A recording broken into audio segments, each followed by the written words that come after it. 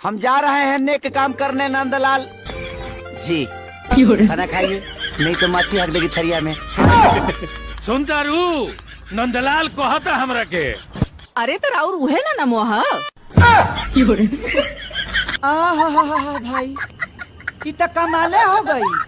माने तू हमार बीबी बन सके, हम तोहर पत्नी नहीं बन सकत। तू कहे कि हम पैसे से खरीद के तोहरे से शादी कैले बनी, तू ना। इतना शॉर्ट के कहे रहा नहीं जाता तड़प ही ऐसी है ना। कैसे बताई कि का होता। देखा दोस्त, तू जितना जल्दी हो सके मलखान के साया से भी दूर हो जा। बैगन ना तो अगर फंस गिला ना तो निकले के रास्ता तक ना मिली। हम ओकर साया उघार के निकल जाए। तू साला मुआबे कहिया भोसड़ी वाला, तू तो हद कर दिले हुए एकदम।